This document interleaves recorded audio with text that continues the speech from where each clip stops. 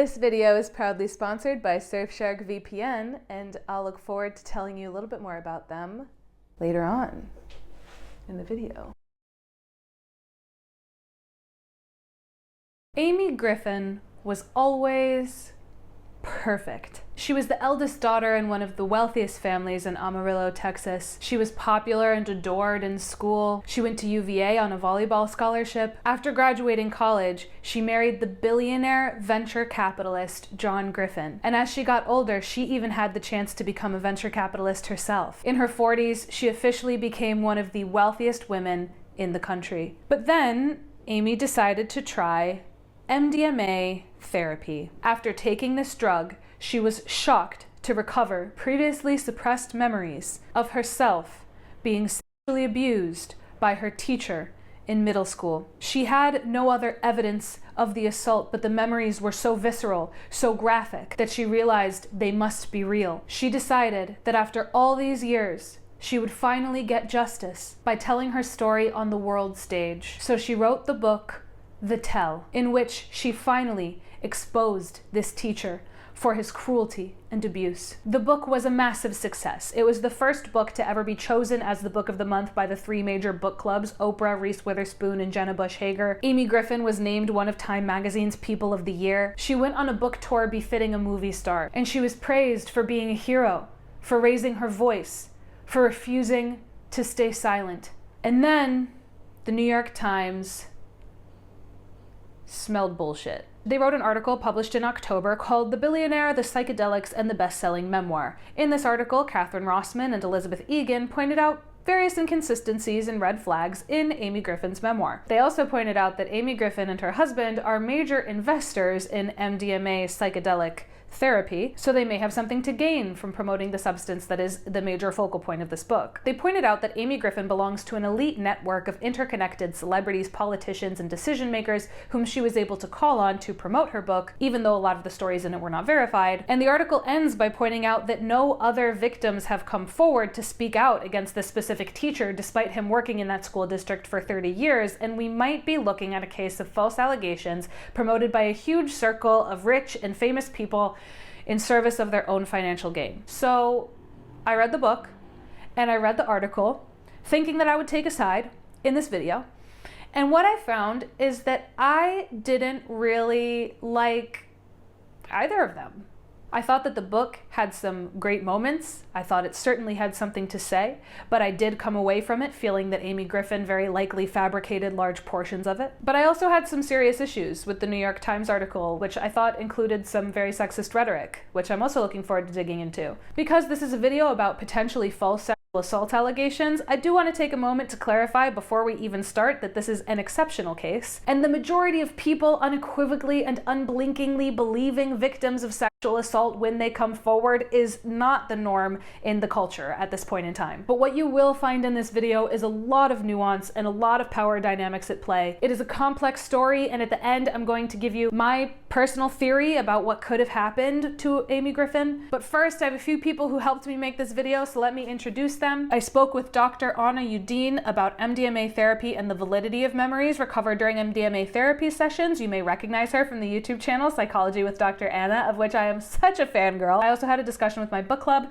You can join my book club too. It's $3 a month. The link is in the description. And for that book club discussion, I invited a woman named Gabrielle Vega, who is a trained sexual assault first responder, and she was also the main spokesperson in a public sexual assault case. So you'll be hearing from her as well. If you want to know more about Gabrielle Vega and the bizarre circumstances under which I met her, you can check out my website, which I'll also link to in the description, that has an article called The Girl Who Died on My Study Abroad Trip. Just a warning that it's pretty heavy. Quick index, I'm going to call MDMA Molly. They are different. MDMA is the pure compound, while Molly is what you get on the street, so it could be mixed with other stuff. But I said the actual name of the compound like a million times in the script, and so if I say it that many times in the video, then it's likely to set off YouTube's red flags, as opposed to if I'm just saying like the girl's name, Molly, a million times. Similarly, I'm gonna call ketamine K. Essay or SA is sexual assault. PDF file is pedophile. I know that these baby talk terms are grating and they minimize the severity of what we're actually talking about, but I can unfortunately get demonetized or run into other issues for using these words so excessively, so That's where we're at. This video is sponsored by Surfshark. A little bit about me. I am originally from Scranton, Pennsylvania, but I left the United States in 2018, and since then I have primarily, proudly lived in Latin America. In 2019, I was an in-person English teacher in Buenos Aires, and my then boyfriend, now husband, was also working in person, and the Argentine inflation crisis started getting really bad. So we realized that we needed a way to earn in dollars online. My husband and I are from different countries, so we started hopping between different countries in Latam as somebody's visa ran out, or somebody else's visa got approved, or somebody's passport was allowed and somebody else's passport was not allowed. As you can imagine, VPNs have always been a huge part of our lives, and my top choice has always been Surfshark. Technically speaking, what Surfshark does is it encrypts your internet traffic, but we personally use it in 1.5 million ways. Over the years, we have worked in some shady public Wi-Fi networks, in cafes, co-works, airports. A VPN protects you from people who buy and sell your personal data, which they can access if you've been connected to public Wi-Fi. We also use VPNs to watch shows and movies that are popular in the United States, so even though I'm far away from home, I can still talk about these major cultural moments with my friends back in the United States. Plus, and this is a huge perk, every time we're going to book a flight or even just like buy a service, we test the VPN out in different countries to see if the price changes. I saw this key in a random tweet. I can neither confirm nor deny its accuracy, but this is your reward for listening to the ad read. VPN set to India can get you cheaper flights. VPN set to South Africa can get you cheaper hotels. VPN set to Mexico can get you cheaper Airbnbs. And VPN set to Brazil can lead to cheaper car rentals. Some say that a VPN set to Albania even leads to no YouTube ads, but you didn't hear it from me. So a VPN can really kind of pay for itself. Surfshark is very straightforward to use. You open the app, pick a country, turn it on, and you're done. And Surfshark has a strict no logs policy. That means that they're not tracking what you do online, which is exactly what you want from a VPN. If you want to try it out, go to surfshark.com/Siobhan. My name is spelled SIOBHAN, or use code Siobhan at checkout to get 4 extra months of Surfshark VPN. There's also a 30-day money-back guarantee, so you can test it without risk. Okay, I'm going to summarize the book, The Tell, then I'll summarize the New York Times article, and then I'll review both. The Tell was written by Amy Griffin and a ghostwriter named Sam Lansky, who is somewhat famous in his own right. He ghostwrote Britney Spears' memoir, and he also conducted the interview with Taylor Swift for Time magazine when she was named Person of the Year in 2023. Of course, I don't know his rates, but he is probably very expensive. The beginning of the book tells Amy's story from the way that it might seem from the outside, which is perfect. But then later on in the book, she takes the Molly and she remembers the abuse, and this idea of perfection comes crashing down. I see what they were trying to do with this structure, but because the beginning of the book was painted as like the perfect vision of her life, there were some parts that felt just implausible, and then there were even imperfections in her upbringing and in her relationships with her family especially that I felt were not explored as much as I would have liked due to the commitment to tell this story of like perfect.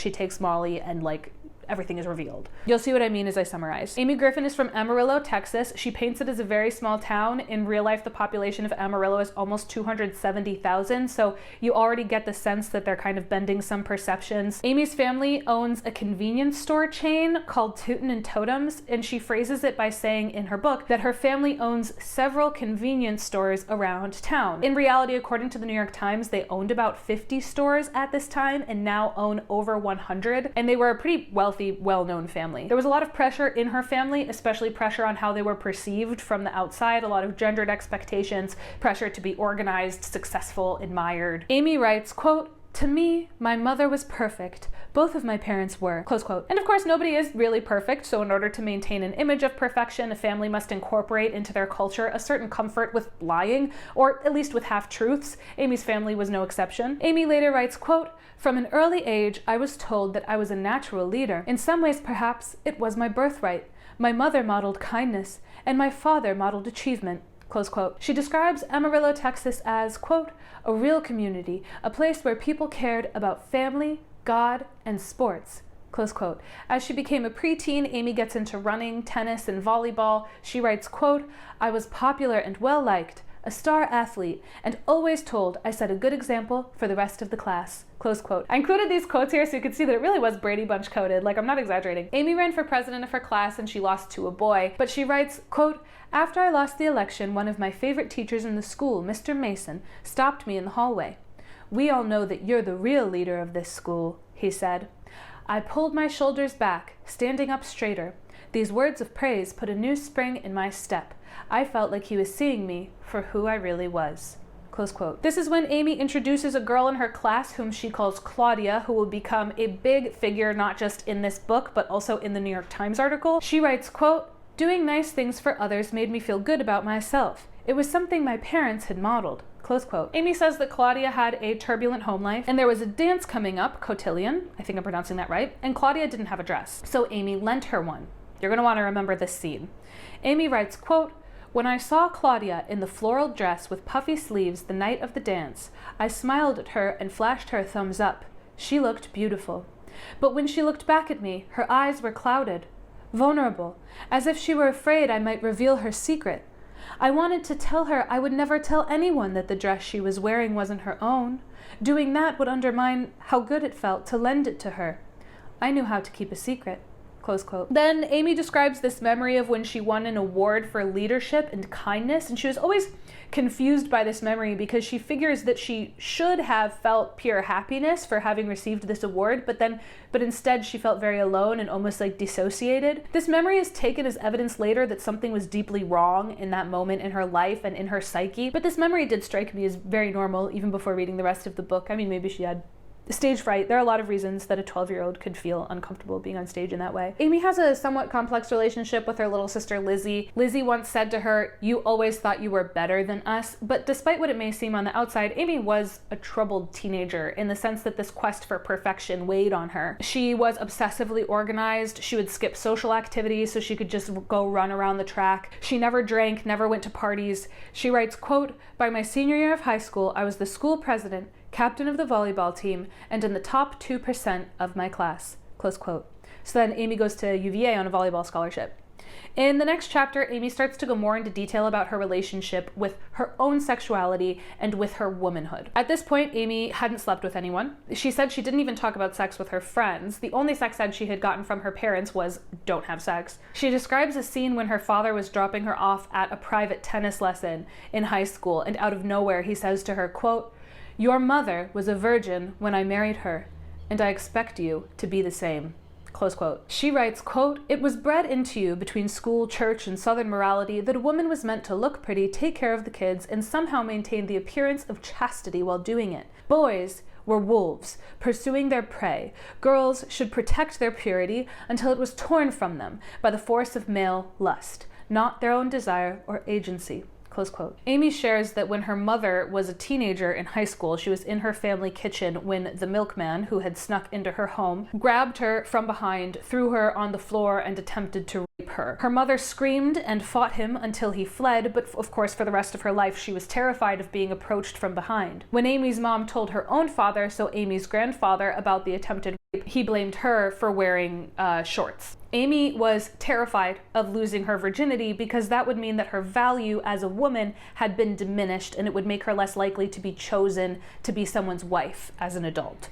When Amy was in college, she spent one summer working in Austin and sharing an apartment with a group of other college girls. One summer night, in a t-shirt and her underwear, Amy snuck down from her bedroom to the kitchen so that she could nibble on some graham crackers, but then out of nowhere she felt that she was being watched. Suddenly feeling vulnerable and foolish, standing in a well-lit kitchen in front of these large glass windows at night, Amy wanted to lock the front door, but her roommate, Sarah, a girl from Dallas, was still out with friends. So she scurried back up to her room, closed the door, and eventually fell asleep. In the middle of the night, she was woken up by a woman's scream. She writes, quote, it was as high-pitched and shrill as a tornado drill, close quote. She bolted up out of bed and realized that her door was open and Sarah's bed was empty. She screamed, what's happening? And she heard doors slamming and girls' voices screaming and yelling to each other. One of her housemates said, stay in your room. So she slammed her door and slid down onto the floor with her entire body shaking. What had happened was that Sarah had come home and was having a glass of water, but in the kitchen hallway she ran into a strange man with his face covered. He grabbed her, and as she tried to fight him off, they fell onto the ground and he continued to attack her,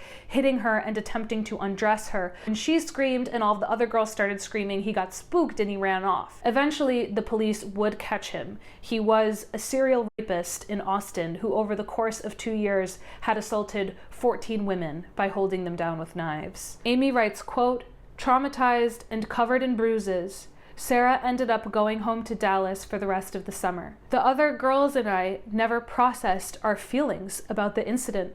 We barely spoke about it to one another, even though we had all been there. The experience was so violating that it was easier to pretend it had never happened. Close quote. She ends this chapter about sex and about becoming a young woman by writing, quote, "With sex, as I understood it, there was a terrible push and pull. Men wished to take something from you, your purity, your chastity, your goodness, and would endeavor to do so by force if necessary. As a woman, it was your duty to defend it. If you failed, you would have only yourself to blame. I never slept in only a t-shirt and underwear again." Close quote. I found that really moving. So Amy studied abroad in Valencia and then again in London. While she was in London, her father called her giddy with excitement. One of his hunting buddies had a son named James working at a bank in London that summer.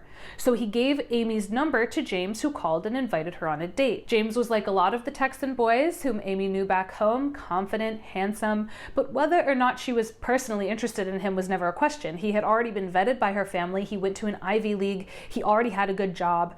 At an Italian restaurant, James and Amy split a bottle of red wine. She says that she usually doesn't drink, but she was just having a really nice time. They walked back to James's flat together where they continued drinking and chatting. They started to kiss, but then Amy looked at her watch and saw that it was around 1 a.m. and she started sort of assessing the situation. She realized she was far from her dorm, she was drunk, the tube would be dangerous so late at night, and a black cab all the way home would be expensive. But James was a Southern gentleman. He calmly told her, "You're welcome to stay here with me, but don't feel any pressure." Amy felt safe with him.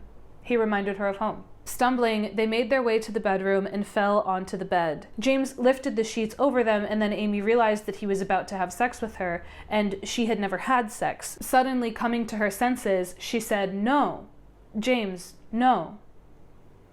No. No. No." She writes, quote, "The room was spinning. I was frozen, immobile. I felt as if I were in a vacuum. I floated above my body, feeling sorry for the girl in that bed." Close quote. As James raped Amy, she was only vaguely aware of what was happening until he stopped moving and reality flooded in suddenly. She began to cry. "James," she said. I said no. After a moment of silence, James asked, "Why are you crying?" She replied, "That was my first time." He said, "Oh," and then he let out a deep sigh, and he said, "If I had known it was your first time, I never would have done that." Amy left immediately, and upon arriving home, she lay in the fetal position on her bed. She hoped that James... I'm having so much trouble getting through this. Oh my gosh, it didn't affect me this much when I wrote the script, but reading it out loud, it's just so sad. She hoped that James would call and apologize, but instead he called to tell her that he hadn't used a condom, so she would have to get the morning after pill. Her friend drove her to a clinic, and Amy writes, quote, "I felt no self-pity, only shame. I had given up everything I had been told was important in life for a man who thought so little of me. How could I have allowed that to happen?" She continues, quote, "A few days later, James called me again and invited me to dinner. I accepted the invitation.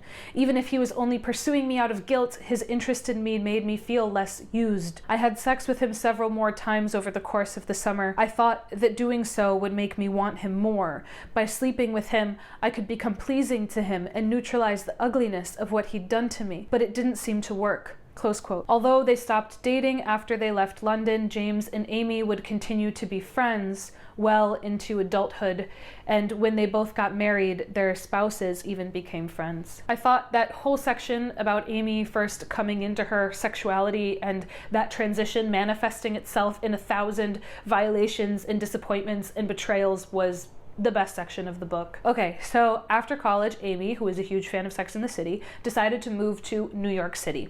She loved the glamour, she loved the powerful women, she got a job working for a publishing company and then for Sports Illustrated. In her mid-20s, Amy joined a nonprofit called Achilles that encourages people with disabilities to run or to do other physical activities. She was paired with a blind man to run with him and help him train for a marathon. It was through this training program that she met a guy named John Griffin. It sounds like he was about 10 years older than her, summer. He also went to UVA. He was tall, sweet, also an avid runner, worked in finance. After being friends for a little while, John called Amy and invited her to an event as his date. This event was a black tie gala in Midtown to raise money for Parkinson's, and John was on the board of this foundation, and he was seated next to a famous supermodel at their table. So I don't know if he was already a billionaire at this point, but he was very wealthy. In this book, Amy gushes about John. She says he's different from other finance guys. She feels completely safe with him. His mom was an English teacher, and he loves literature and the theater. She says he was humble, smart, funny. He wasn't fancy or pompous. He proposed to her when they were visiting Virginia and eating hot dogs and watermelon after swimming in the pool. I almost felt sometimes like she was doing PR for John or campaigning for John. Like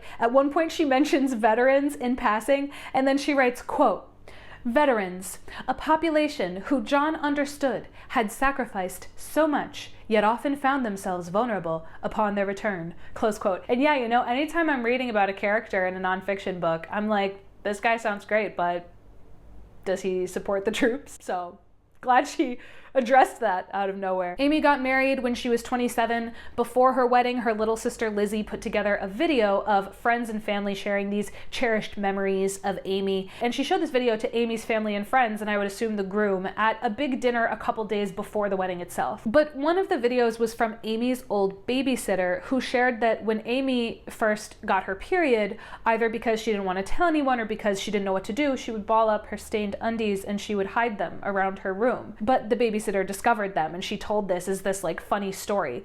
But when the story played at the dinner for all of Amy's friends and family, Amy glared at her sister, mortified that she had included such a personal story in this wedding video. And Lizzie, her sister, was laughing into a napkin, and this specific memory will come up again later. So Amy and John settled down in New York. They have 4 kids, 2 boys and 2 girls, Jack, Grace, Gigi, and Julian. It sounds like she mostly became a stay-at-home mom, and she was constantly striving to get her children the very best, the best clothes and food and schools, even though she does say that she did more things for her children than with her children. She feels like she's constantly doing stuff for her kids, but not necessarily like building a relationship with her kids. But Amy says that along with this fast-paced, glamorous lifestyle in New York, she also experienced a lot of anxiety and panic, specifically when control was taken from her. She often panicked before long flights. She once had a panic attack at the dentist's office because she told him to stop drilling into a certain molar and he didn't listen to her or take her pain seriously. So after he finished drilling her tooth,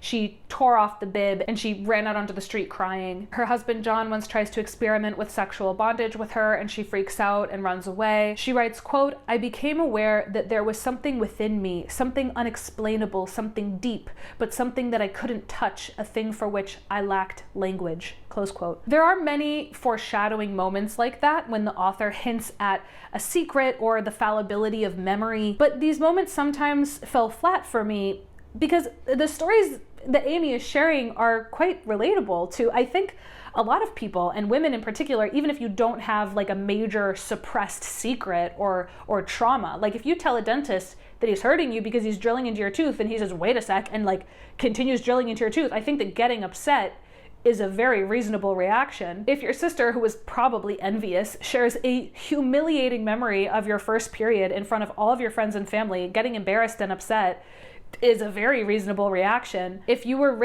raped as a young adult by a man who you are still friends with at this point, then feeling wary of experimenting with bondage is perfectly fair. I don't see any of these things as evidence that there was something deeply wrong with Amy. Amy trains for and completes a triathlon. The kids went to school and she was feeling kind of bored and idle, so she opened her own investment firm called G9. The logo looks like 2 lowercase g's and her one daughter is named Gigi, so I thought maybe it was a play on that. And she invests primarily in female founders. She would go on to become one of the first and most prominent investors in brands like Bumble and Spanx, probably due to being a billionaire's wife in Manhattan. She was very well connected, so she was friends with people like Gwyneth Paltrow, and she invested in Gwyneth Paltrow's company, Goop. She's credited as the reason that Blackstone invested in Reese Witherspoon's company, Hello Sunshine. I should clarify, none of this is in the book. by the way. This is all info that I found online. In the book, she phrases it as, quote, supporting female founders was a tangible way to empower women as they built businesses, close quote, which I guess is like not technically false, but she doesn't mention that the female founders are like Oprah. So her kids are a little older now, and she has this formative argument with her daughter, Gigi, who was 10 at the time. Gigi seems blue and withdrawn, so Amy asks her what's wrong, and Gigi says, Mom, I don't know how to say this, but I feel like I don't know you. I feel so disconnected from you. Amy admits that she immediately became defensive, saying, really, after all that I do for you, my life revolves around trying to keep you safe and take care of you. And Gigi continued, but we don't feel like we know who you are. You're nice, but you're not real. Do you have any idea how hard it is to have you as a mother? You do everything perfectly. You make everything look so easy. How are we supposed to relate to you? Close quote. Amy thought about it and replied, I'm just trying to be there for you. And Gigi started to cry as she said, quote, you're here, but you're not here. Where are you, Mom? Close quote. Amy didn't know what to say, so she stormed out of the room and she slammed the door behind her. So around this time, John becomes interested in what Amy calls psychedelic assisted therapy. In a literal sense, he's taking Molly with a guide. Now, I am very reluctant to refer to this as therapy. I think that word lends a sense of authority to these sessions, which in Amy and John's case were not facilitated by a certified therapist. I will continue to refer to these sessions in the language that Amy uses to describe them, but I want you to keep in mind that it is probably not fair to refer to it as therapy in any real clinical sense. She also calls the Molly the medicine. At first, Amy is not on board at all with her husband doing drugs, even with a therapeutic end. She is super straight edge, if you haven't picked up on that yet. She's never smoked weed. There's a scene where her friends are all smoking weed and she's just like sitting there pissed off. She doesn't like booze. She doesn't even really drink coffee, but John has been having really good results. He's been more compassionate and patient, especially with himself. For example, in the past, if anyone ever asked John if he had siblings, he would just say no. But one day after John started the psychedelic therapy, someone asked if he had any siblings in front of Amy, and she expected him to say no again, but instead he told the truth. He said that he had a sister who was diagnosed with BPD and took her own life when she was 25. And Amy really admired this growth in John, and it seems like in general she really idolizes him. He did venture capital, so she got into venture capital. He did psychedelic therapy, so now she's interested, even though the idea of doing drugs does still make her incredibly anxious. So John encourages her to go meet Olivia, his drug dealer. His psychedelic facilitator. And Amy concedes. She says, if it's important to you, then of course I'll meet her. Now, I don't know these people. Of course, I don't know their marriage. But at this point in the book, I'm thinking, wow, John Griffin, what a horrible idea. My dear wife, who has never so much as smoked a joint, doesn't go to therapy, and probably has an undiagnosed panic disorder, I think that it is time for you to be fucking one-shotted by 100 milligrams of MDMA. What is he thinking? Is he mad at her? Okay, I have to read you this scene when she meets the drug dealer. She writes, quote, Olivia looked like the divine feminine incarnate. Elegant, with long, wild auburn hair and porcelain skin in a cotton sundress. Over dinner, Olivia fielded my questions. Let me reenact their conversation so you get the full effect. Okay, this is Amy. This is Olivia, the divine feminine incarnate. So how long have you been a therapist? Oh, I'm not a therapist. I'm a facilitator. What exactly does that mean? What are your credentials? A lot of experience. Experience with what? Witnessing. Yeah, okay. Witness this complaint to the Better Business Bureau. I'm sorry. I don't want it to sound like I'm knocking psychedelic therapy. I remember reading this article in the Sun magazine, and I'll link it down below, it was this fantastic report on the groundbreaking work that people are doing specifically with end-of-life care and psilocybin mushrooms, and I came away from it feeling like, wow, this is an amazing thing. Honestly, I looked at a systematic review that was all sort of psychedelic therapy, and for some reason that included MDMA therapy, even though I don't think it's technically a psychedelic. That one looked at the main outcomes of all psychedelic therapy and basically has similar outcomes to talk therapy, except it's way sped up and sometimes even more effective. So like everything that talk therapy sort of promises to accomplish, these psychedelic based therapies tend to do basically like on steroids. Increased insight and self-awareness, a sense of connectedness with others, improved self-esteem, better emotion expression and regulation, acceptance, like if they were terminally ill, like acceptance of their mortality,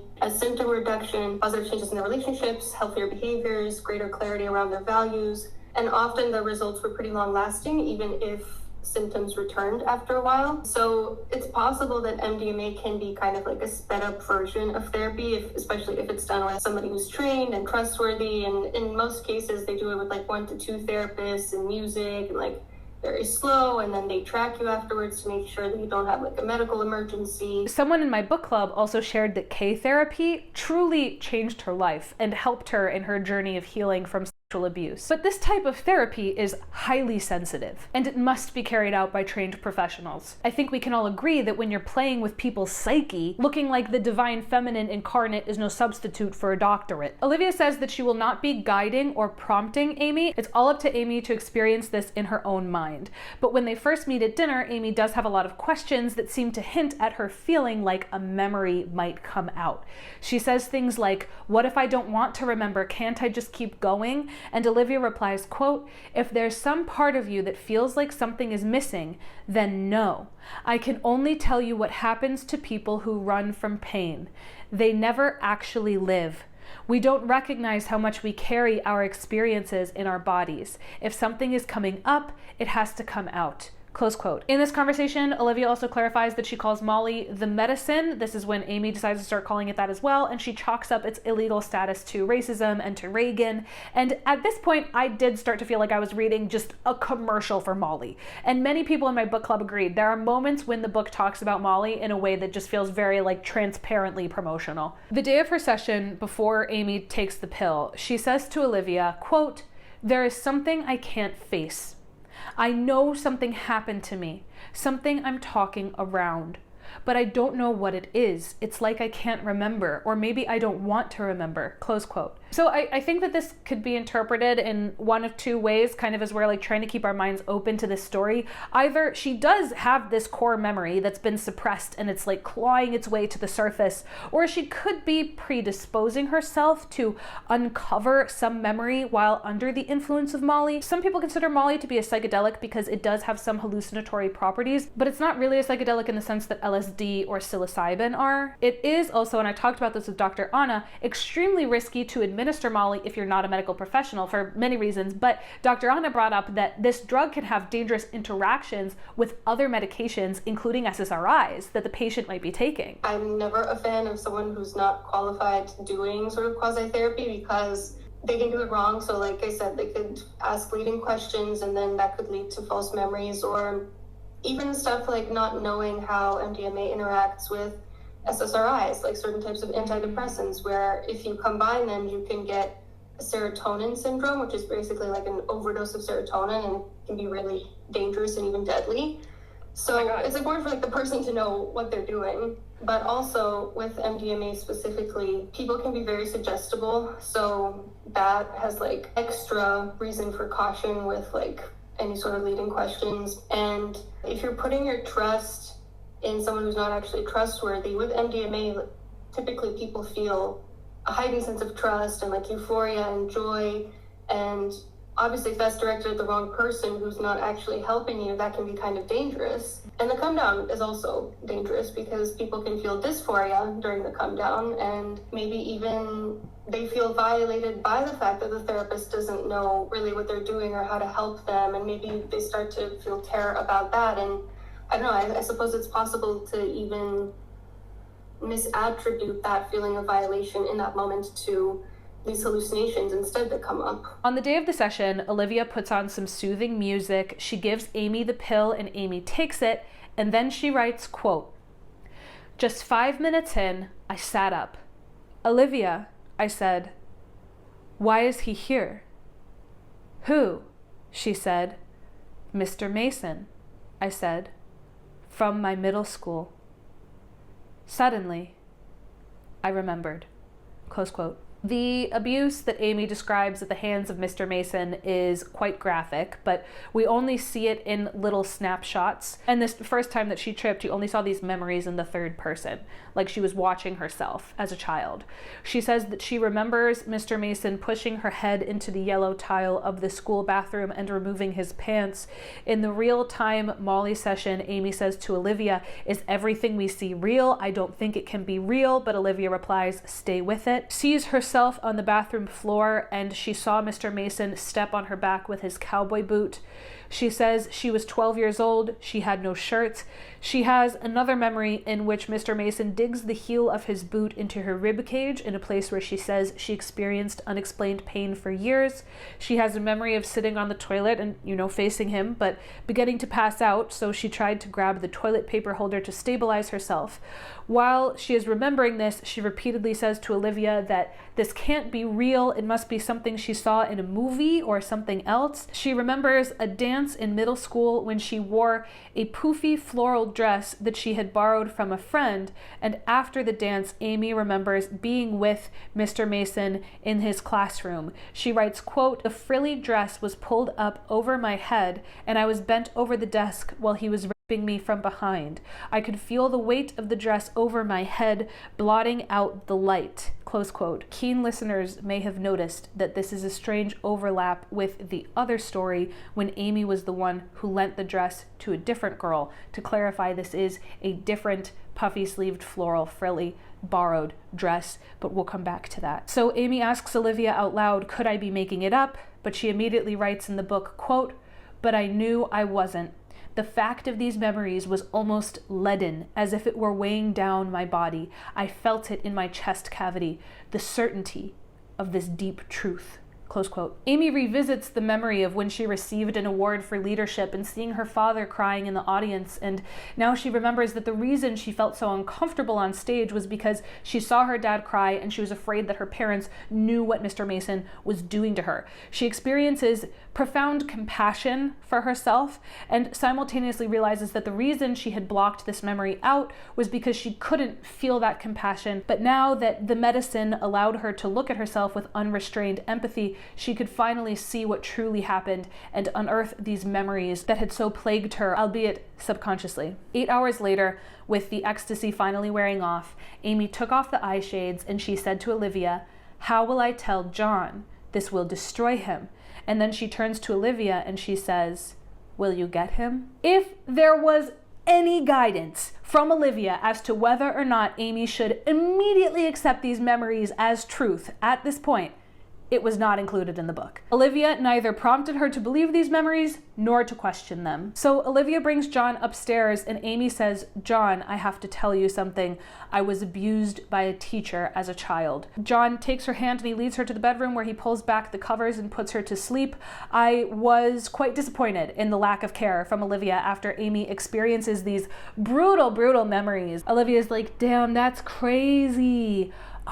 Remember I only take cash or crypto." John draws a bath for Amy and she sits in the bath and grapples with how this could be possible. She always thought that she had such a great memory. She remembers when Mr. Mason told her that she was the real leader of the school and she realizes out loud, "Oh my God, that's how he groomed me." So in my book club, we did have multiple CSA survivors on the call. Reactions to this book were quite split. Actually, some of them said that they deeply identified with Amy and the struggles that she expressed, and others were even enraged by the fact that she wrote about this. Among the team of the enraged, one person felt that this book was spreading misinformation, and I did study the grooming process pretty extensively for a different video that I made about Cormac McCarthy and his teenage muse, and I do want to clarify that the grooming process is usually not just a compliment or a moment of kindness. It is a complex and usually multi-step process through which a predator builds a relationship with their victim, establishes trust, and then slowly starts to test boundaries bit by bit over time. Now, are there exceptions to this process? Absolutely. But it is strange to me that Amy had not only repressed the memories of the abuse, but also any potential memories of the grooming process that typically takes place. CSA is not usually, one, a compliment, and two, violent rape. While that can feasibly happen, again, I wanted to just step back for a second and point out the atypical nature of Amy's retelling. I would think it's a little bit atypical for someone to go into like a very violent crime without having prior escalations. Yeah. That doesn't mean it's not possible. I mean, everyone has like almost like a snapping point where maybe something they wanted to do for a long time like comes out. But usually the grooming process is sort of boundary violation testing. So like seeing how much they can get away with before the other person will finally pull back. Okay. So that's why it's kind of more atypical to just go straight into the deep end with that, because they know that way the person isn't already hooked. Like they're more likely to have a strong reaction than if they sort of slowly groom them and slowly chip away at their self-esteem and their rights. After taking a bath, Amy fell to the ground weeping and found that she could not stand up. John stood by her and comforted her, even getting down on the floor with her so that his presence wasn't imposing. The next morning, John gave her a journal and encouraged her to write down what she was experiencing. The first thing she wrote down was about the girl in her class, Claudia. She wrote down that she had lent the floral print dress to her. Amy also has a memory of Claudia talking to Mr. Mason in the cafeteria hallway, and Mr. Mason had his hand on Claudia's shoulder.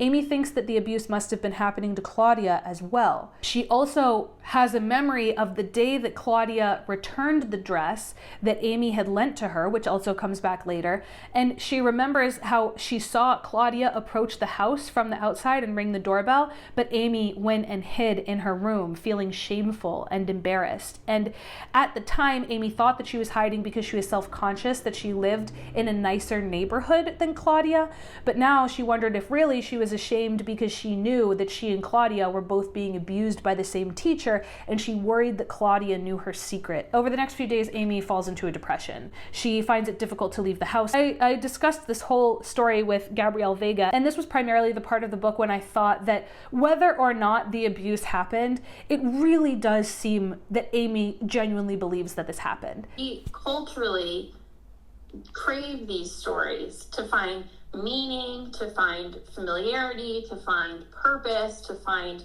just a sense of kind of just like belonging in a way for these very isolating experiences. And so I don't know what the right thing to do. I don't know if it's the right thing for her to go on a book tour, but I do think that anyone who does this type of thing and talks very publicly doesn't do it for fun. It's not enjoyable. It's not like I've been called a hero multiple times, and I'm always like, that's the most bizarre feeling in the world, because I'm just like this 31-year-old girl living in bumfuck Montana trying to like move on with my life, you know? So it's just like, people are very complicated. Their motivations are complicated, and I just think it should be considered. When Amy does leave the house to go on a swim, she starts having flashbacks in the water, and she remembers a blue bandana that Mr. Mason used to tie her hands behind her back. She recalls him threatening her, saying, "If you tell anyone about this, I will rip all your teeth out." She also remembers him saying, "You are from one of the nicest families in town. No one will believe you." When she remembers this line in the car ride home from the pool, she starts screaming and convulsing, saying, "Why didn't anyone protect me?" So Amy goes to a therapist, a woman named Lauren. She has a lot of questions about memory because it's hard for her to believe that she couldn't remember even a shred of this abuse for so long. Lauren, who is a medical professional, tells her, quote, "I'm not the arbiter of truth, but I have no reason to suspect these are false or implanted memories. All of these memories arose organically. Olivia never guided you toward them, and they began even before the drug effects had set in," close quote. This is another aspect of the story that I keep coming back to it. Like, from what I've read, false implanted memories do exist, but they typically come from someone else implanting them, such as by asking leading questions. And while I didn't see Olivia carrying out really any therapy at all, I also didn't see her implanting memories either. I found myself wondering if we could predispose ourselves to have certain experiences before taking mind-altering substances. If Amy went into this feeling like she would uncover a certain memory, one trauma that would present ultimately a panacea for all of her anxiety, all of her standards for herself, all of her physical and emotional pain, then could she have implanted these memories in herself? I am not qualified to answer that, but it's something I found myself considering. Lauren, the therapist, also points out that Amy's daughters are 10 and 13, and she says, quote, "It is not uncommon for women to begin remembering their trauma when their children reach the age when their abuse took place." Close quote. I will say that for me personally, it was in the remembering section of the book that the book started to slow way down. So while before we are hearing about Amy's life and kind of seeing how she interacted with the world, the journey at this point becomes quite internal, and the book takes on the tone of a true crime novel, but there are never enough clues in the material world to really feel like this true crime novel is moving forward. I felt like as a result, there was a lot of filler as Amy tries to discover evidence to support her memories, and she just keeps running into dead ends. So we're kind of going to breeze through the rest of the summary.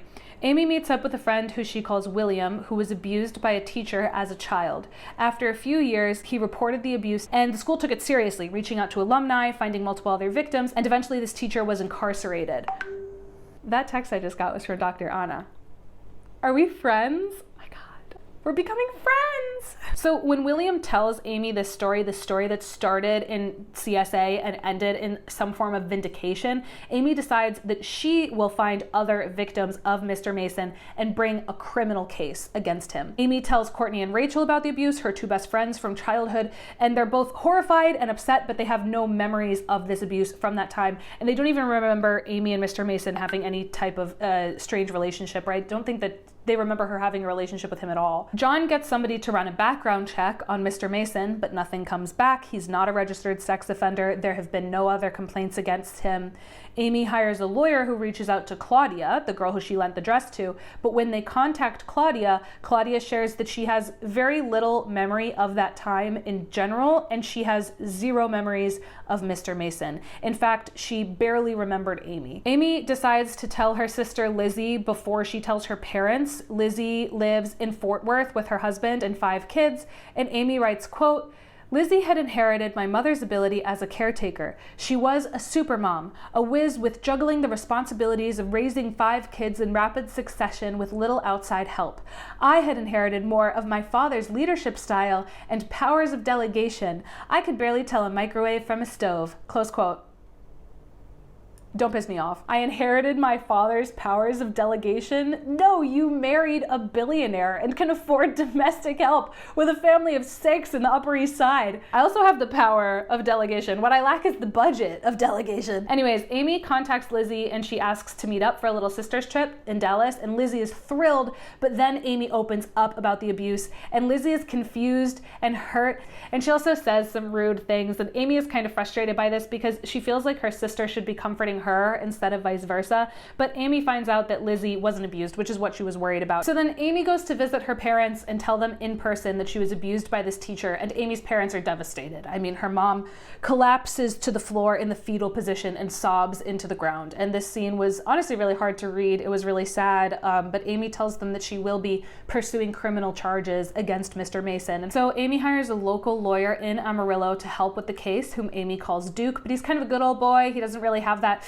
New York sense of urgency, which is really frustrating for Amy. She feels like he's not taking her or her case seriously, but Duke does get a detective to call Amy, even though he advises her against mentioning to the detective that she recovered these memories while on Molly. But when the detective calls, he informs Amy that the statute of limitations actually doesn't apply to her case, so she won't be able to take criminal action against Mr. Mason.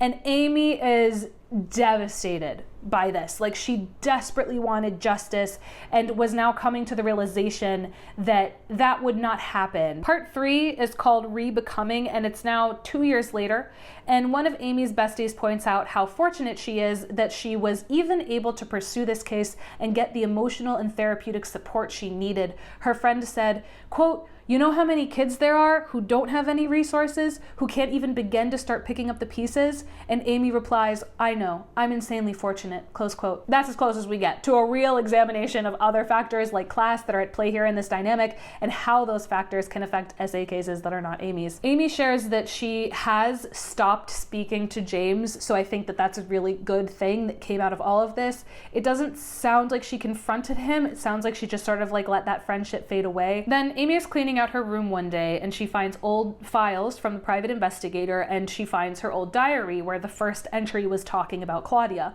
So she decides to actually like reach out to Claudia herself and see maybe if Claudia is willing to share things with her that she wasn't willing to share with the private investigator on the phone. Okay, so this next part was primarily what was questioned in the New York Times article, so try to pay attention to the details. So Amy meets up with Claudia to get coffee. Amy writes that Claudia didn't seem unfriendly, but she definitely was guarded and tense. Claudia tells Amy that someone called her a while back, and she reiterates, middle school was an awful time in my life. She says, I really don't remember much. Amy says that she's been trying to piece together some memories, and Claudia responds by saying, quote, memory is a funny thing. I mean, our minds are capable of coming up with so many things, aren't they? You can't really trust your memories, close quote. And Amy is kind of like taken aback by this. It's never really revisited in the rest of the book, or even with Amy thinking about it. Amy just sort of continues.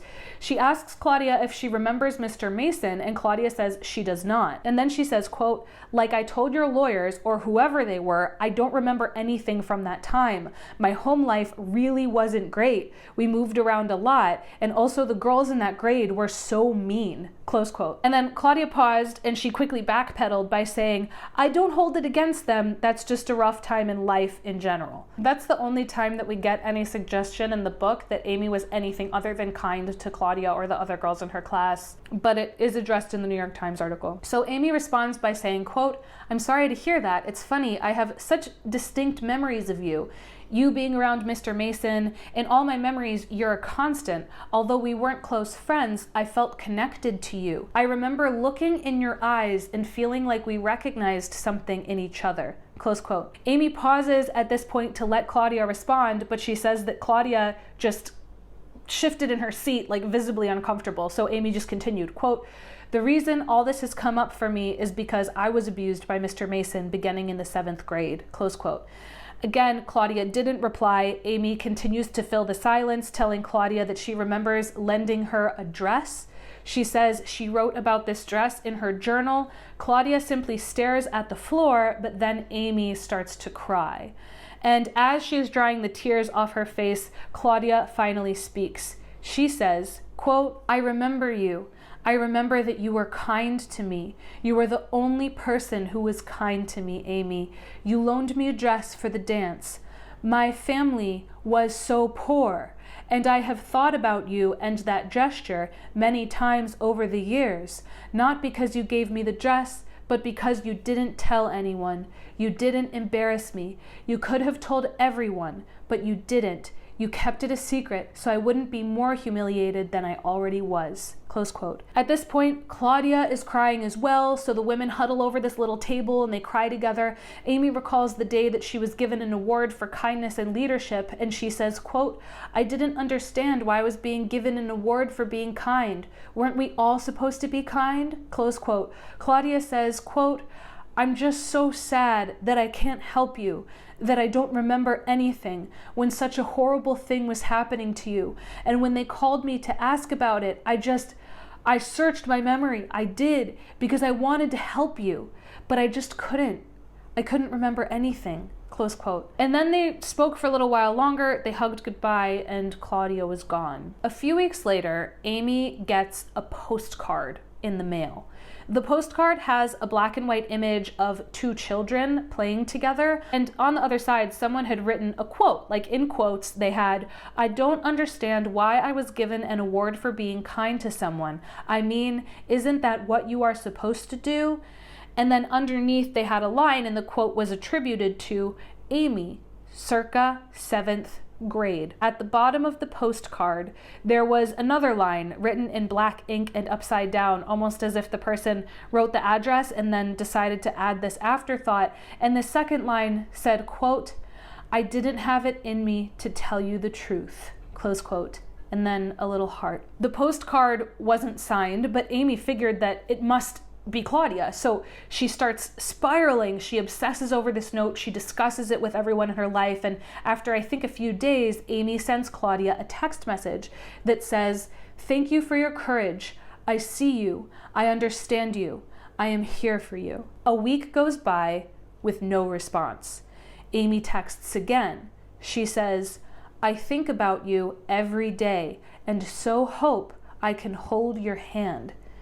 4 days later, Claudia finally texts back. She says, "Thank you, period. All is well, period. Best to you, period." And Amy is dumbfounded by this response. She wonders if Claudia didn't want to talk about it, then why send the postcard? So she writes back, "Claudia, I just wanted to see if you might be up for talking about the postcard. I will get on a plane and come down any day this week to support you. I've cried so much in these last few weeks, hoping I didn't open up any difficult memories for you and in knowing that it wasn't just me." And this time Claudia responds quickly and she says, "What postcard?" And poor Amy, she's going through it. She says, "I was sent an unsigned postcard 2 weeks ago that said I didn't have it in me to tell you the truth. It also had a quote we talked about. I assumed you remembered things from the past. I have been trying to put the pieces together. I hope it didn't come off as weird when I thanked you for your courage. I thought you wanted to share with me and I was so grateful. Appreciate hearing from you. I am even more confused. This has been hard." And Claudia responds and she says, "I am sorry, but it was not me." Amy is devastated, but she processes this with her friends and even with her oldest daughter. She seems to find a lot of healing in her relationships with other women. When only about 5% of the book is left, there are a few pages that are just barefaced, straight up an ad for MDMA. She has some healing conversations with her parents as well, and she starts kind of like visiting them more often. And the book ends with her going on a run in Palo Duro Canyon, and from a distance, she sees a longhorn, or at least she thinks she does.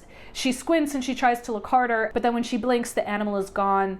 She ends the book by saying that she thought she saw a longhorn, but, quote, "I would never know for sure, I thought. I'd just have to live with the uncertainty, which was just fine. I trusted myself, and that was enough." Close quote. Okay, so now you know what happens in the book. Now I'm going to summarize the New York Times article that raised a lot of questions about pretty much everything in the story that you just heard.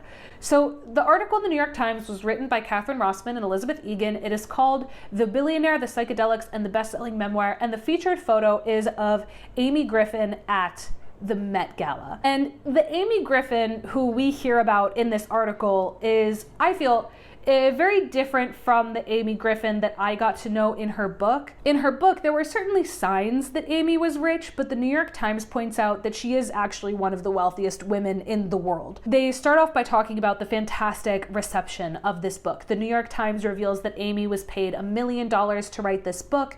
They say that Amy is, quote, "part of a rarefied world where billionaires and celebrities share private planes to remote getaways and display their friendships on Instagram. Some supporters were also involved with businesses, charities, and political campaigns that receive financial backing from Miss Griffin, who sits on the board of the Metropolitan Museum of Art and Bumble. It's an unbelievable book," Gwyneth Paltrow said on the Goop podcast, introducing Miss Griffin without revealing that the author was an investor in Miss Paltrow's business. "I'm so deeply proud of her," Miss Paltrow continued, describing Miss Griffin as this beautiful, incredibly positive, brilliant woman. Close quote. The Tell sold more than 100,000 copies. It was on the New York Times bestseller list for 4 weeks, and Amy Griffin went on an enormous publicity tour to promote it. And then the New York Times, who was recently criticized for publishing an article called "Did Women Ruin the Workplace?" wrote a line that sent my book club into a blind rage. Quote, "In the wake of the Me Too movement, stories of sexual abuse are generally met with sympathy and support, not probing questions," close quote. Again, we're going to come back to it, but this is where it appears in the article. They followed that line up with something that was a little bit more coherent with reality. Specifically, they said that the publishing industry lately has relied on books by celebrities, and these are usually memoirs, and memoirs are rarely fact-checked. The reason that memoirs are rarely fact-checked is because a memoir is a work of creative nonfiction, whereas an autobiography is a linear account of someone's life. A memoir is a more subjective retelling of what it was like to live through certain events. But of course, that poetic license can only go so far before you've left the realm of subjectivity and just entered the realm of lying. A famous example of this is 3 Cups of Tea by Greg Mortensen and David Oliver Relin, which was about Greg Mortensen starting schools for girls in Pakistan and Afghanistan. And it was later revealed that Greg Mortensen was not only misspending huge sums of money that were supposedly going to these schools, but he also had made up huge plot points in his supposed memoir. Another example of this in the early 2000s, Oprah promoted a memoir about substance abuse recovery called A Million Little Pieces by the author James Frey. But when she found out that the book had been largely fabricated, she invited James and his publisher back to the show, and she really tore into them in what would become this big, famous, celebrated Oprah moment. But of course, I do think that it would be harder for Oprah to have a moment of reckoning like that with this story specifically because it deals with assa. But many readers and reviewers online did question the book after reading it, specifically questioning how reliable memories are if they are retrieved while tripping. In the article, they have a quote from Maureen Callahan, who's a columnist for the Daily Mail, who said, quote, "There is, on the other side of this, a guy who doesn't have Amy Griffin's money, power, and resources." And this is true, so let's come back to this. They talked to Amarillo law officials, including the detective who told Amy that the statute of limitations had expired on her case, and they found that a lot of law enforcement in Amarillo was pretty surprised that no one else reached out with stories of abuse from the same teacher. The Slack message notification was me. Sorry about that. I know that's probably triggering to some listeners. The journalist wrote, quote, "Following the outpouring of publicity, Amarillo law enforcement officials and victims' rights advocates expected allegations from other students of Miss Griffin's teacher who worked in the school district for 30 years.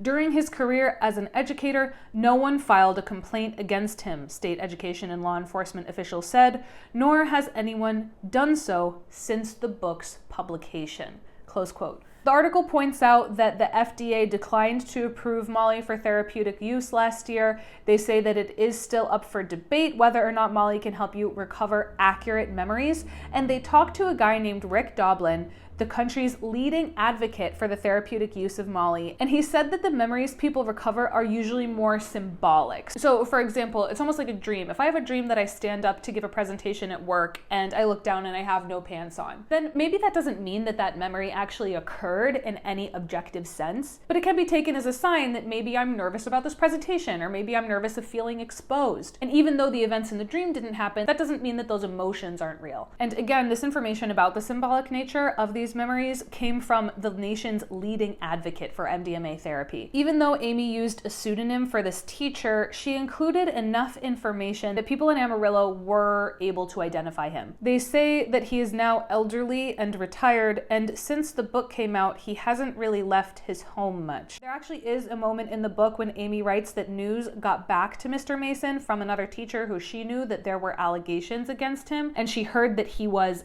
devastated. Penguin Random House also said that they did not let this teacher know that this book was going to be published. When the Times was researching this article, they wrote up 11 pages of questions for Amy Griffin, and they sent them to her lawyer. But instead of answering the questions, the lawyer replied, quote, "The mere sending of this document has caused additional trauma and extreme physical and emotional harm to a survivor of sexual assault, which is inexcusable," close quote. That reply did not strike me as the best decision that Amy and her lawyers could have made in that moment. Of course, I'm not a lawyer, but just from a PR perspective, it does come across as strange. Not that Amy doesn't want to talk about her essay, but that she published this entire book and went on a huge publicity tour and then wasn't willing to answer a single question about the contents of the book with the Times. I do think that if you publish, sell, and heavily promote a book, then getting questions about that book is pretty customary. I think that it does sort of hurt her credibility if she then says that just those questions caused her to become physically ill. As I said, Amy Griffin was chosen as one of Time Magazine's most influential people of the year for this book. I should mention that her ghostwriter is the West Coast editor of Time Magazine, by the way. She was interviewed by Drew Barrymore, Sheryl Sandberg, and Martha Stewart. These interviews often spoke of Amy as a hero, with Reese Witherspoon writing, quote, "By opening her heart, she became a beacon for women everywhere, close quote. The article then talks about some details of Amy Griffin that were not included in the book. For example, they say that Amy belonged to one of Amarillo's most influential families, the Mitchells. They point out that she left her job at Sports Illustrated several months before marrying John, and it sounds like that was the last time that she worked for anybody. They also share that she lives in an Upper East Side townhouse that she purchased with her husband in 2019 for $77 million. And that is only one of their many homes. They also own homes in the Bahamas, New Zealand, and many other locations. These are things that were not mentioned in the book or that were glossed over. According to this article, it was when Amy Griffin found out that she would not be able to bring criminal charges against Mr. Mason that she decided to write this book in lieu of suing him. And then the article has a whole section about Claudia. They point out that Claudia is one of the most important characters in the book. I would agree with that. These journalists asked Amy and her lawyers to share Claudia's identity, and they refused. So they got a hold of a yearbook from Amy's graduating year, and they started contacting classmates. One of those classmates shared that she had been abused by a teacher, but it was a different teacher. It wasn't Mr. Mason. It was a teacher who left the school district years ago. So the New York Times set up an interview with this girl, the one abused by the different teacher, and she shared with the Times that she had grown up in a group home for foster children in Amarillo. She also recounted some memories that Amy had included in the tell, and so the Times thought, this must be Claudia. The journalists write, quote, "When contacted by a reporter about the tell, the woman wrote back that she remembered Miss Griffin but was unfamiliar with the book. After she was mailed a copy of the memoir and read it, she said that she was deeply unnerved. Some of the descriptions in the tell of Miss Griffin's being assaulted are eerily similar to the abuse that she herself endured. The classmate agreed to speak to the Times on the condition of anonymity because she never had sought to make her private life public," close quote. This woman, who the Times thinks must be who Amy calls Claudia in the book, but who they simply refer to as the classmate, says that she was haunted by this abuse for years and confided in a few people close to her, including her daughter. So they asked her daughter what her mom had told her, and the daughter said that about a decade ago, her mom told her about these assaults, and the version that she told her daughter 12 years ago matches many of the stories that Amy Griffin told in the book. So that lends some credibility to her story, although Amy Griffin's lawyer claimed that this woman is not Claudia, and they say that anyone could read the book and claim the stories sound similar. He also threatened to sue the New York Times for defamation. But this classmate also says that she and Amy were not friends.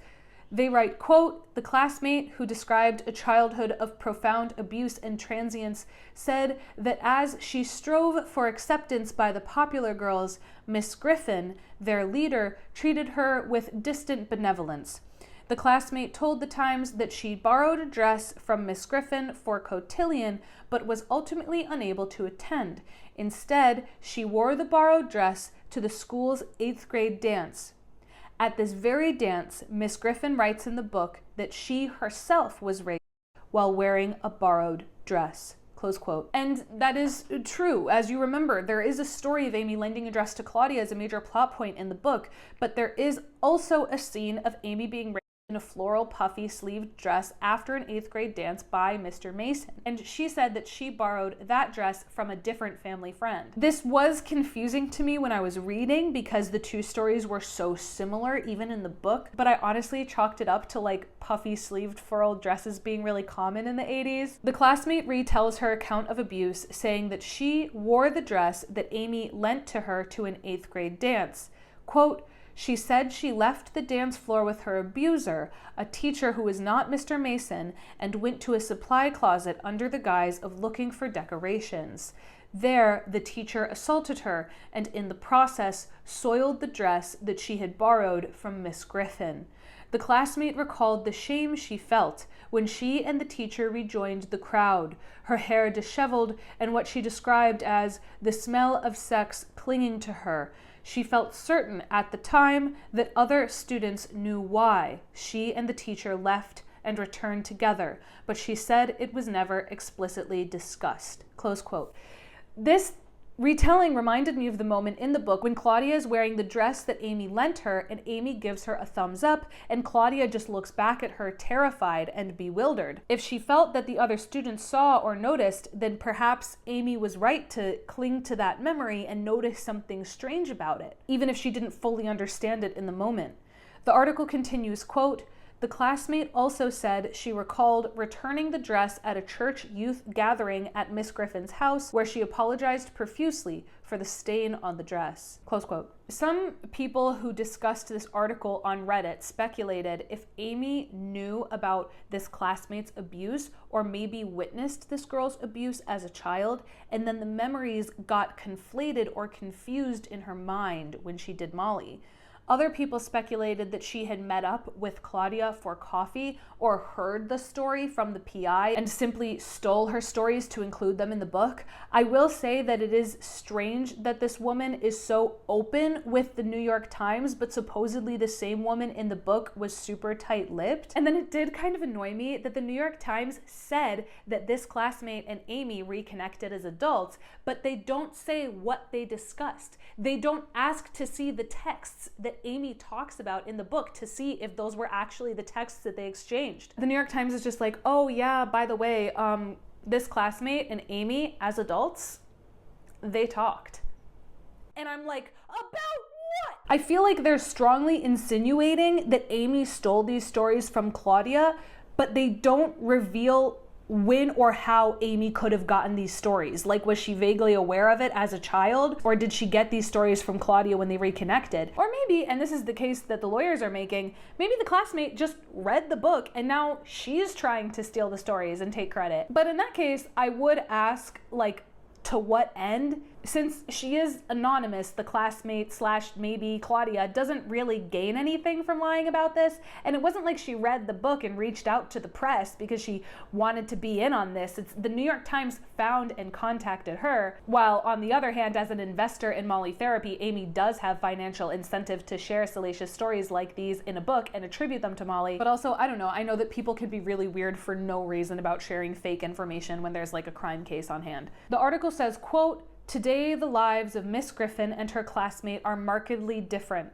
This summer, while Miss Griffin traveled to the Venice wedding of Jeff Bezos and Lauren Sanchez," I can't believe she went to that tacky wedding, "the classmate worked for $21 an hour as a home aide to an Alzheimer's patient." Close quote. The section ends with Amy's lawyer insisting that this woman is not Claudia and saying the New York Times has been duped by a fabulist, and the lawyer insists that simply telling a story of abuse is not proof or corroboration. Close quote.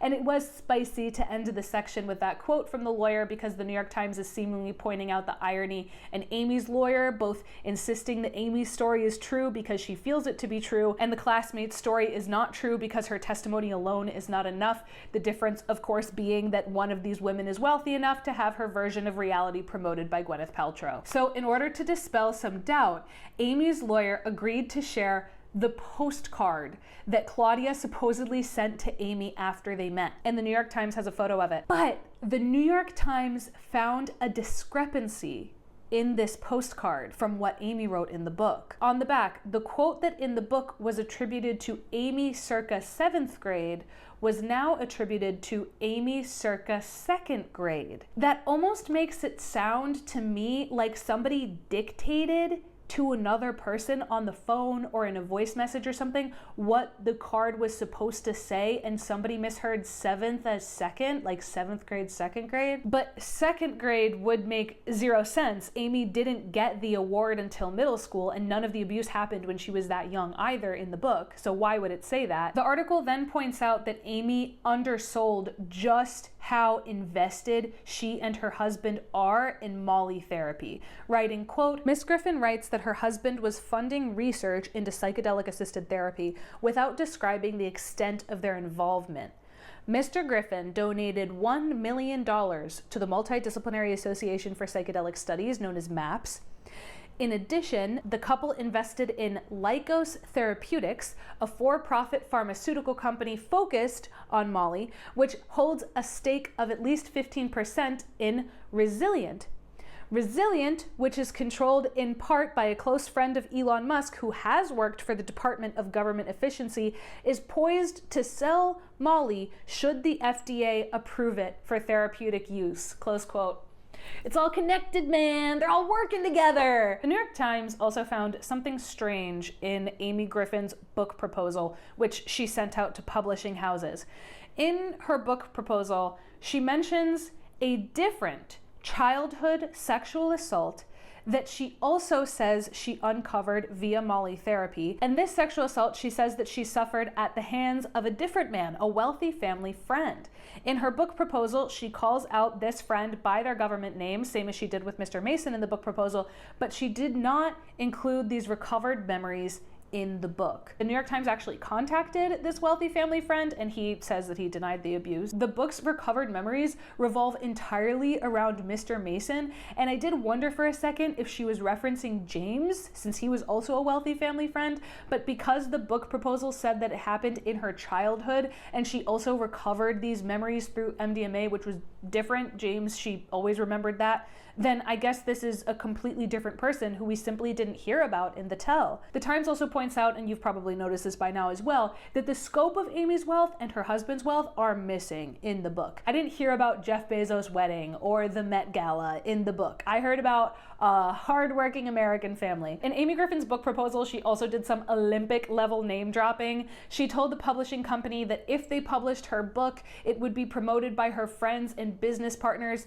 people like Amy Schumer, Katie Couric, Anna Wintour, Laura Dern. It makes sense that a publishing company that obviously wants to make money and needs to make money would choose to publish a book with such big names attached to it, but it is still frustrating for people like me and other normal writers to hear, because we know that it's so hard to get a book published, and for her, all she had to do was give a little sample of her contact list. And when it was time to promote the book, the Times said that Amy Griffin sent out a deck to all of these people with the branding of the book, telling them what language to use when promoting it, and all of this language was effusive praise, and that reminded me of how people talked to and about Amy in the tell, saying things like, "You were the only person who was kind to me," or saying, "It's so hard to have you as a mom because you're just so perfect and you make everything look so easy." In that branding deck, she also included an endorsement from Oprah Winfrey and a video of a reader crying that reviewers and celebs were instructed to post about in their social media promotions. But the Times says that in-person conversations were more nuanced. They actually visited a local book club in Amy's hometown of Amarillo, and the readers in person were asking questions. For example, some readers pointed out that the crimes she described this teacher committing were quite brazen and violent, and they didn't seem like the crimes of a first-time offender, and yet no victims came forward. People asked why he would choose Amy as seemingly his first and only victim when she was part of the most powerful family in town. She doesn't fit the profile of the children that predators typically choose to groom. There are absolutely exceptions, but usually a PDF file will groom a child who doesn't have a lot of adult supervision or who doesn't have a lot of people around to defend them or notice the signs of abuse. Claudia fits the profile more of a child who was being hurt by an adult. Amy had 2 super vigilant parents, multiple attentive coaches, and she was the most popular athletic girl in school. So in that case, it does seem kind of strange that nobody noticed any red flags, bruises, or other injuries. I do think that these are fair questions, but then the New York Times ends this section with someone in Amarillo saying, "Do we believe all women or do we not?"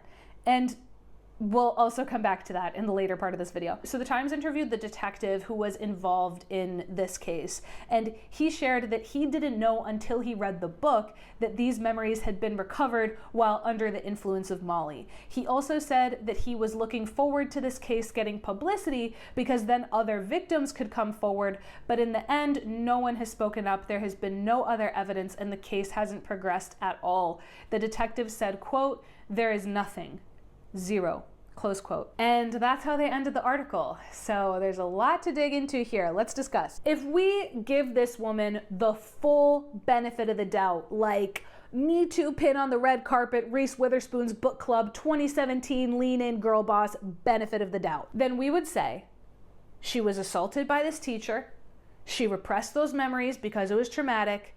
She was brave enough to write a book about those memories when she recovered them, and anyone who questions that assault is engaging in harmful, morally corrupt misogyny. On the other side of the spectrum, if we give this woman zero benefit of the doubt, and I feel like the New York Times article is kind of closer to this side of the spectrum, then we would say this is a billionaire who is invested in Molly therapy businesses that are corrupt and have ties to the government, who is supposedly deciding whether or not this drug is safe, who used her influence to take the stories of a vulnerable classmate who was actually abused and turn them into a huge bestseller so that she could promote Molly therapy, get a lot of normal people interested in it, and eventually get FDA approval through her connections so that these Molly companies and her investments in them skyrocket and her husband get even more filthy rich than they already are. Here is my theory about what happened. And this theory is entirely speculation. Please do not sue me for defamation. I have nothing to give you. The truth probably lies somewhere between those two ends of the spectrum. I got the impression from the book that Amy Griffin genuinely believes, or genuinely believed at time of writing, that these memories are real. Some people in my book club with even less trust in billionaires than I have think that I'm being too optimistic, but do hear me out. I think that Amy Griffin comes from a misogynistic environment, and it sounds to me like she wanted to escape. She dreamt of a world, a culture, a nation, a city where she would be taken seriously as a leader. I believe that she may have witnessed or in some way been aware of, maybe subconsciously, her classmate Claudia being assaulted by a teacher when wearing her borrowed floral dress. But perhaps she didn't fully understand it at the time or didn't address that memory. Her desire to escape to a place where she would be taken more seriously is probably what led her to New York City. It also led her to London. But what did she find when she got to London? Was she finally freed from the handcuffs of repression and sexism? No. She was raped. And there is not even a seedling of doubt in my mind that the rape scene with James did actually happen. That assault and even her response afterwards was textbook. And the perpetrator was someone from back home. Someone with the same culture as her father, the same accent as the man who attacked her roommate in Austin, and the same hometown as the milkman who attempted to rape her mother when she was a teenager. But after Amy was raped by James, and just like when her roommate was attacked by an intruder, and just like when her mother was attacked by a neighbor, there was no process of healing and processing that trauma. Just like Amy was trained to do from the time she was a little girl, and just like generations of women before her, she buried those emotions in shame and in secrecy, and she continued to be friends with James and even friends with his wife. She thought that she had escaped misogyny and trauma, and she thought that she could protect herself with this big, glamorous life with all this money and power. But all of those unprocessed emotions and fears and injuries and feelings of inadequacy were lying dormant within her, and then she took Molly. I do think that she was a lightweight. I don't think she ever had that character-defining moment when you take too much of an edible and learn the hard way that you can't trust what your brain tells you all the time. So when she saw these memories in the third person, she didn't think, what message could my subconscious be trying to tell me? She trusted those memories wholeheartedly and immediately. But let's analyze those memories the same way that we would psychoanalyze a dream or break down a piece of literature. The person who assaulted her in these visions, the person whom the drug chose as a vessel to express these repressed emotions, was an authority figure from back home with conservative politics. And the first memory she had was of him stepping on her with a cowboy boot. I almost felt as if Amy had been hurt and perhaps even had developed an anxiety disorder from the misogyny that she experienced back home, by the violence at the hands of men that she witnessed, and by the assa perpetuated by James. But for various reasons, she had been unable to process those things, in part because James was a family friend and also came from a wealthy, well-connected family, and perhaps in part because she thought that those assaults weren't bad enough to hurt her in the long-term insidious way that they did. So what did the drug do? It gave her a vision, a metaphor of what happened of her with James, which was rape, but this time with a perpetrator who was not a family friend, and this time with a younger version of her own self, a scenario that is more obviously evil and in her mind might seem like a more clear catalyst to process the hurt that was caused. I almost feel like it could have been her brain's way of saying, see, this misogyny that you experienced from authority figures back home, this SA that you lived through, it was really bad. It was unfair. It was violent. But instead of taking the message of the metaphor of seeing those memories as indicative of emotions that were previously repressed, she took those scenes literally and she started pursuing criminal action against a retired teacher. It also sounds to me that in real life, Amy lent a dress to Claudia and saw her at an 8th grade dance, disheveled and traumatized after having been assaulted by a different teacher. And perhaps Amy recognized at that time that something was deeply wrong, but didn't fully understand as a child. The classmate who the Times talked to also said that she returned the borrowed dress to Amy with a stain on it. And I see crumbs of these real memories in what I believe were hallucinations. Amy believes that she hid stained underwear because it was evidence of SA. And in real life, Claudia returned a stained dress. She believes that she was raped in a borrowed dress by a teacher at that very same 8th grade dance. Later in life, when Amy visits her family for her dad's birthday in the book after she took Molly, she rages at her mom and sister. And in the drive to the airport, she convulses and she screams and she kicks the dashboard. This rage isn't directed at the teacher, but rather at family members who sound like they were pro-life and sound like they continue to vote for conservative politicians.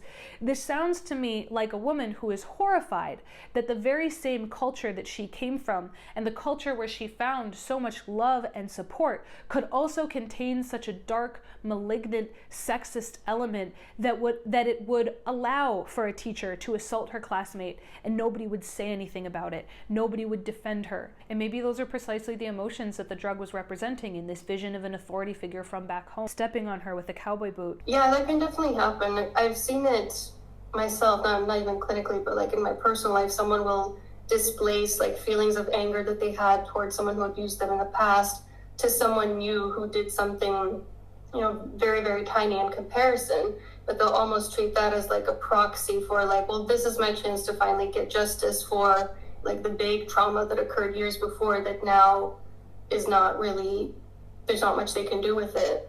And my issue with Amy isn't that she interpreted these visions as real. It was her first time taking a mind-altering substance like this. But I do see a few problems. One, it does sound like the quality of care that Amy received after having these visions was quite poor. Someone in my book club said that when they did K-therapy to process an SA, they had trained medical professionals who worked with this person in my book club for a long time before taking the drug and for a long time after to help them process the trip itself. I didn't see any of that for Amy. Amy just relied on John, who is, I will say, quite silent in most of the book, and I thought perhaps he just didn't know what to say a lot of the time, which is fair. Like, he's not a trained professional. Although I did see when I was researching this essay that his investment firm, Blue Ridge Capital, worth $12.4 billion, has donated large sums of money in the past to a conservative super PAC. Oh no, ally down. And I do also have to point out that Amy didn't just believe these memories in her personal life. She pursued criminal charges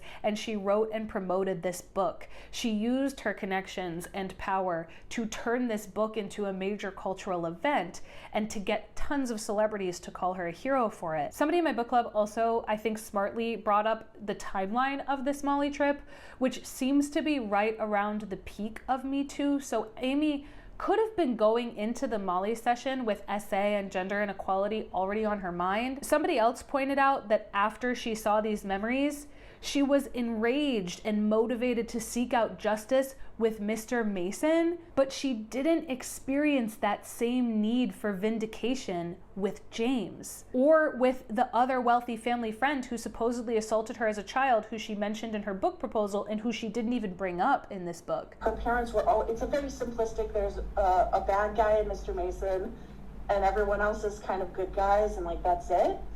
And there's no real addressing like the trauma that her family put her through, and she doesn't have any of this for James either, who did rape her, Like, I believe that. I believe that James her, but she doesn't go after him because he is also wealthy like she is. She doesn't go after him. Like, that's a good point. Right? Like, she does not report him. And as someone very wealthy, he has the resources to do this again, over and over again, you know? But yeah, I felt that was like strange, and that, you know, Mr. Mason was a safe target for a lot of, you know, trauma that she just hadn't processed and hadn't dealt with. Like, and I do think she is traumatized. I don't think she's making up that she's traumatized, but I think that she interpreted her visions as facts instead of dreams or visions.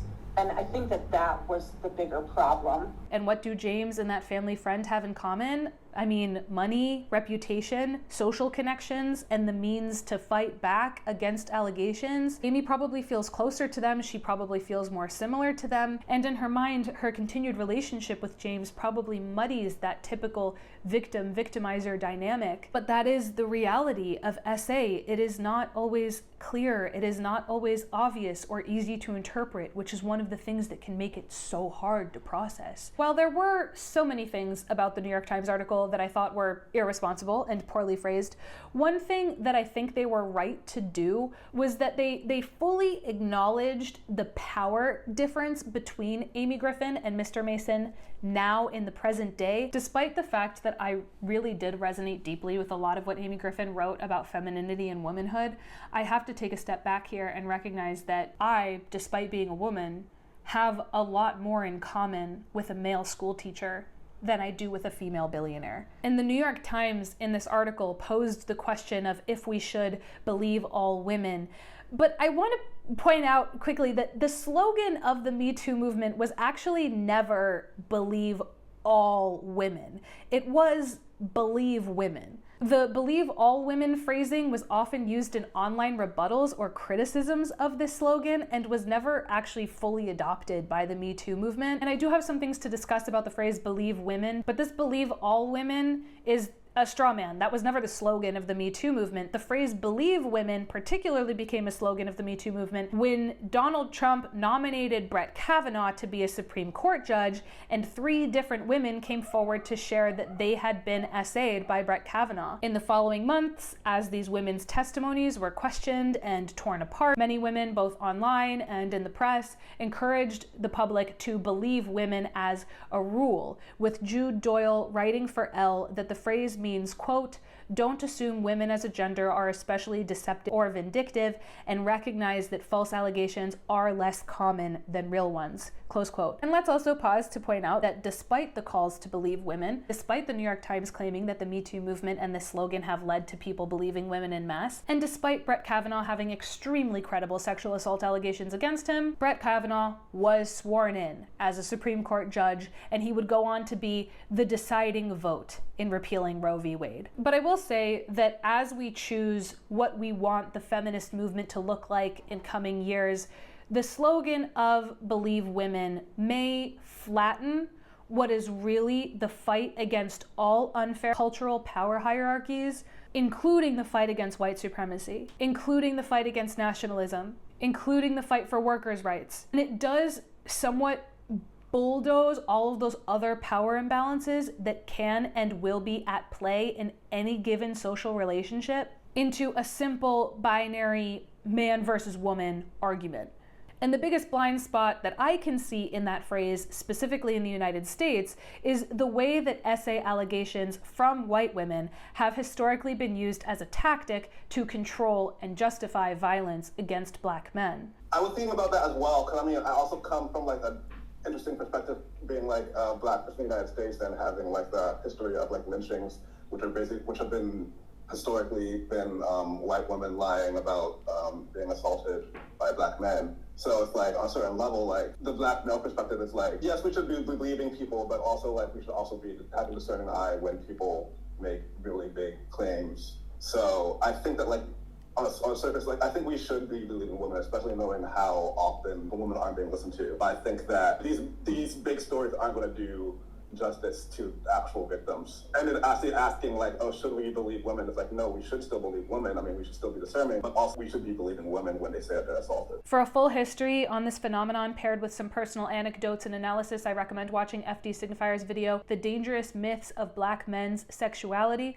which I'll link in the description. Khadija Mbo also discusses how this history of racism wearing a feminist mask complicates their understanding of the phrase believe women in their video, The Underlying Issues with Believe Women. They point out that sexual encounters and instances of SA are always more complex than one narrative, one story. And they also use the case study of Emmett Till as an example of someone who was tortured and murdered because a white woman falsely accused him of whistling at her. And to close up this trilogy of video recommendations, I recommend watching How Women Become Carceral Feminists, created by Alora Nadi, which is probably one of the best video essays I've ever watched. In it, Olayemi Olorin grapples with her beliefs in prison reform and rehabilitation of previous offenders, and how she rectifies those beliefs with the fact that abusers so often don't get punished. And then she points out a whole series of examples of Black women whose accounts of abuse were not taken on and defended in a large-scale way by the mainstream feminist movement,